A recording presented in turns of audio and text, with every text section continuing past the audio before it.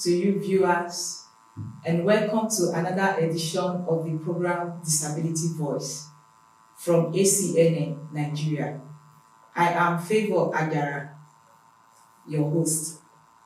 Disability Voice is created to educate the general public, the religious bodies, and the general government at large that persons with disability can be loved,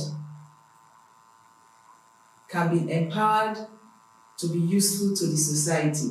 The program is to create awareness, to let the general public know that persons with disabilities are also human beings and they also have their rights like every other person.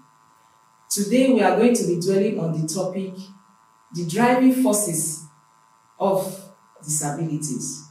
And with me in the studio today is Mr. Obinna Ekujoronye Bid.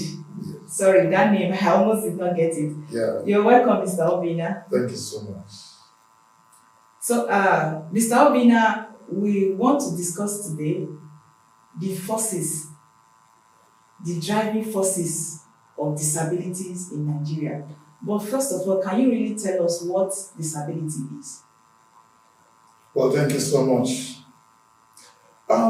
Disability, if I may say, is when impairment interacts with barrier. What do I mean?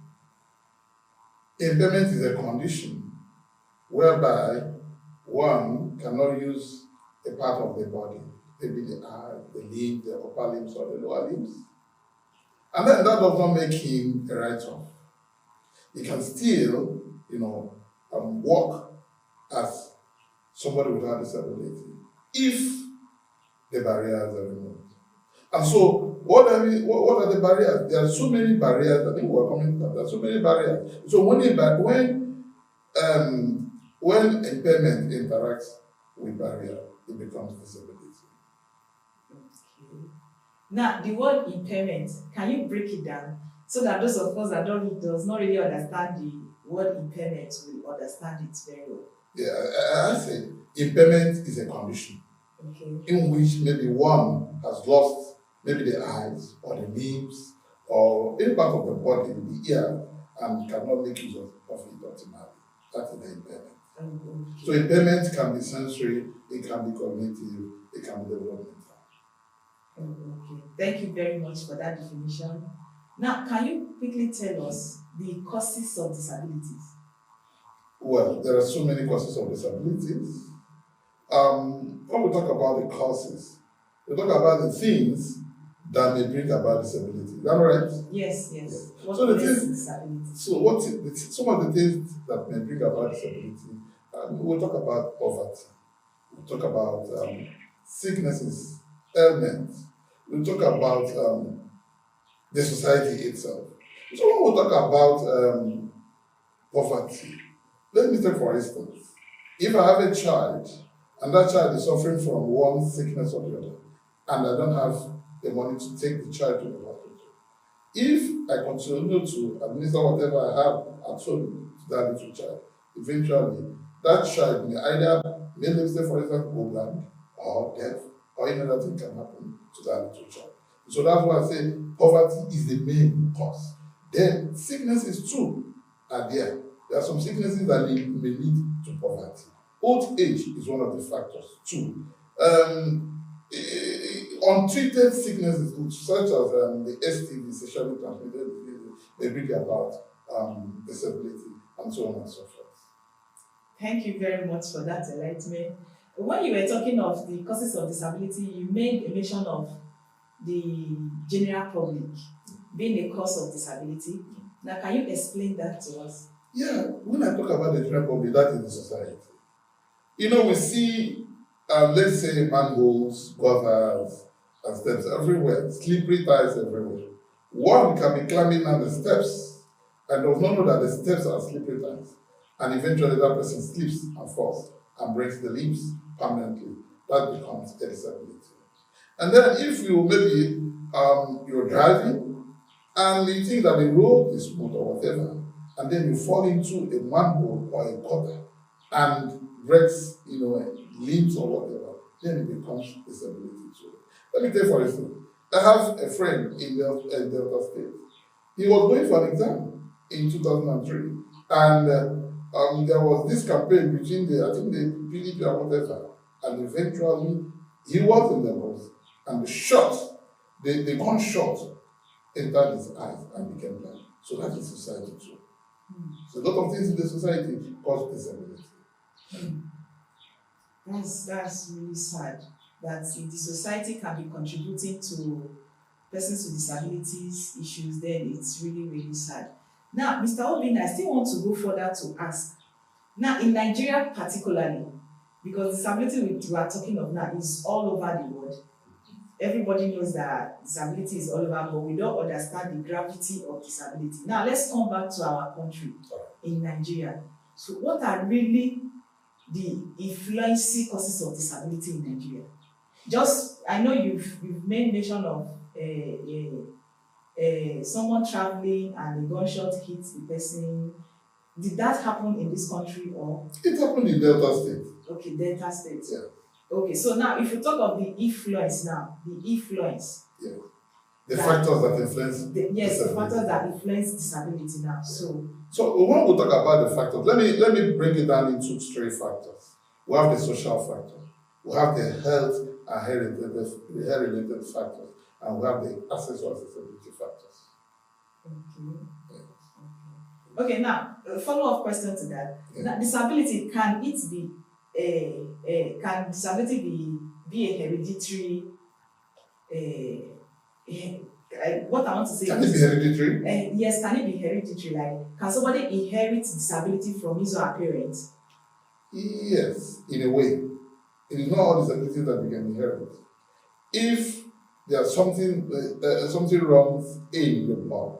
But let me be categorical here. That I am blind doesn't mean that we have a blind child. That I'm deaf doesn't mean that I have a deaf child.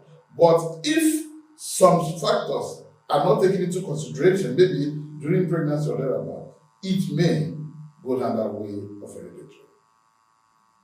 Okay, so what you are trying to say now is disability can also come to manifest through pregnancy that is not well taken care of. Yes. That is what you are trying to tell us. So if a woman is pregnant, it is advisable that even before pregnancy, you have to test yourself. Test yourself if you have sexual transmitted diseases such as gonorrhea, staphylococcus, and all the rest of them. Because if you have them and taking, eventually it may affect that child, and that child may come out blind, deaf, or have any cognitive disability as it comes out. Thank you very much for enlightening us. Viewers, if you are just joining us in the program, this is Disability Voice, and still in the studio is Mr. Obina. Mr. Obina, today, again, I still want to ask you again, talking of disability, because you know disability issues is broad. We'll be hearing disability. Now, in Nigeria particularly, what are really the barriers for persons with disabilities in Nigeria? Yeah, like you said, disability is a broad issue and it's a cross-cutting issue. You know, we have so many barriers, but I'll take it to 4 levels. We have communication barrier, we have attitudinal barrier, we have physical or environmental barrier, and then we have institutional or policy barriers. Okay, please, can you explain that, the barriers you just mentioned? Yeah, and when we come to attitudinal barriers, this one is caused by the society too. Let me take, for instance, I'm looking for a job, and I've written an exam. Maybe I've written my exams maybe online, and my score is very well, and I'm called for an oral interview. The moment I come into the very place and the interviewer sees me as a blind person, their countenance changes. Oh, is it this one that is coming for interview too? That is the attitude a lot of people have on persons with disability. You want to enter a transport, and the driver says, "I bet, do you have the money? I'm not carrying you." All those things are the attitude that people have over persons with disability. You go to hospital, and if you're a deaf person, you are there and nobody cares to know. You don't even know when they call you and all the rest of it. That one goes to communication barrier. So the attitude of persons to attitude of the society to persons with disability is all about discrimination, segregation, and that is what I mean by attitudinal barriers. Okay. Then when we go to communication barrier, let's say for instance a deaf person, a woman who is pregnant and is deaf, goes to hospital for antenatal. She sits on the seat and nobody cares to know. There are no sign language interpreters. There is nothing to communicate the deaf person. And eventually, she comes to antenatal, still stays, sees that at the end of the day, when she sees her daughters are leaving, she will leave. She has not learned anything. She has not, been communicated to.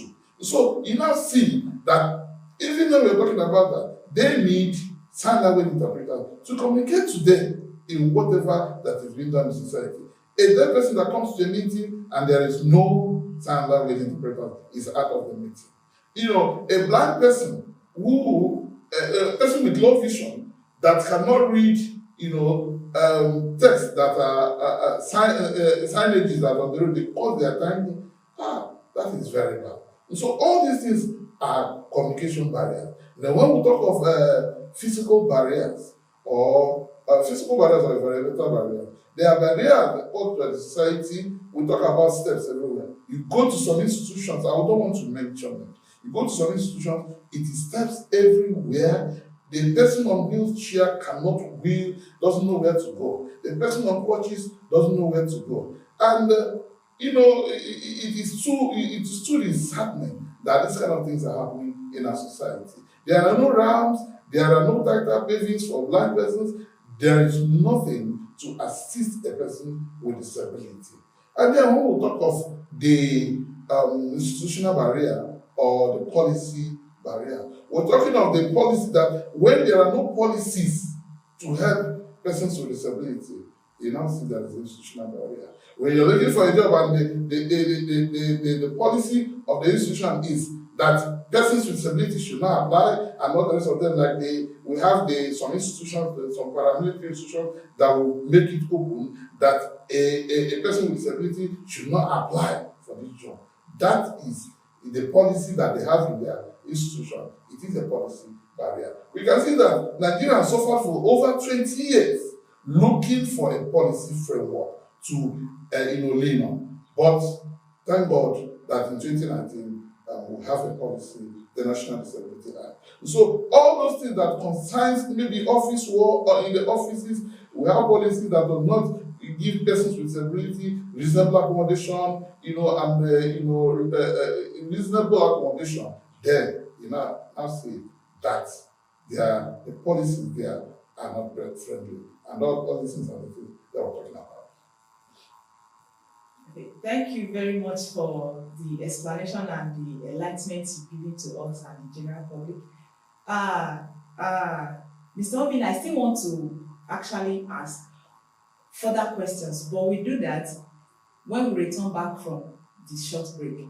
Viewers, we are going on a break, and when we return back, we will continue with the discussion. Stay tuned. Now streaming, now analyzing, now assessing, now discussing, now sharing your thoughts on everything and every issue that affects you. ACNN's Now Streaming discusses the issues trending and the matters that matter to us all. Join us every Monday to Friday at 10 a.m. on ACNN as we go in-depth into every issue that impacts our lives, our communities, and our country.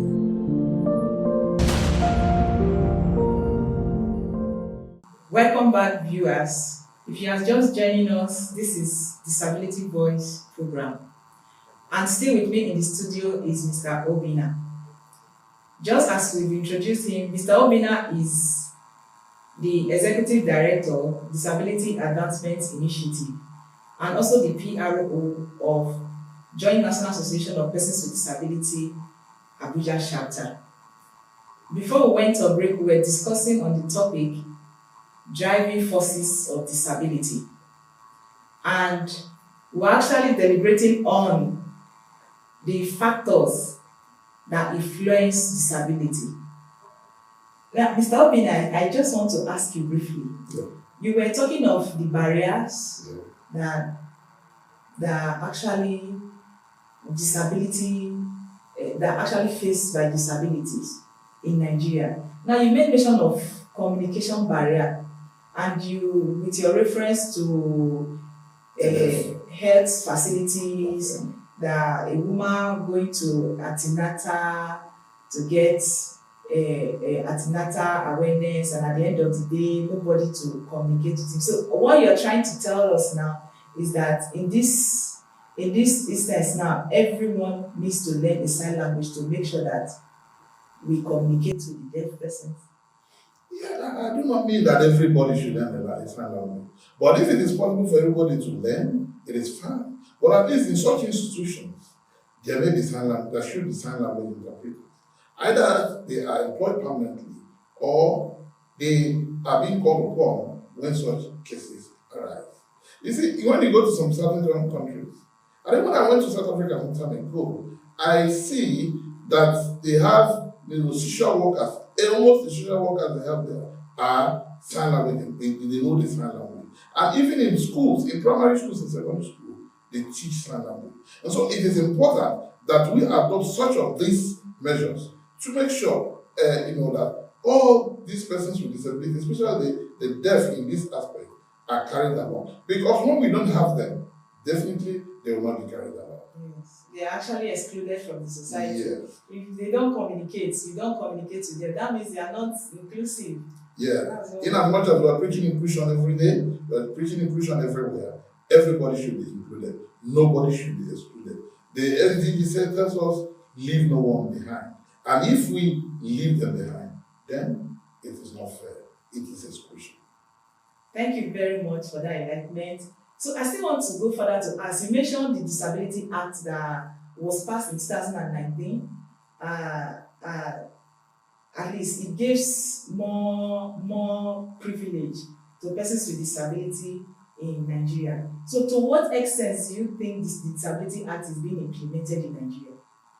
Yeah, the Disability Act has been signed, but the problem we have now is the implementation. It has not been fully implemented. Maybe we have the commission, that is fine, one of the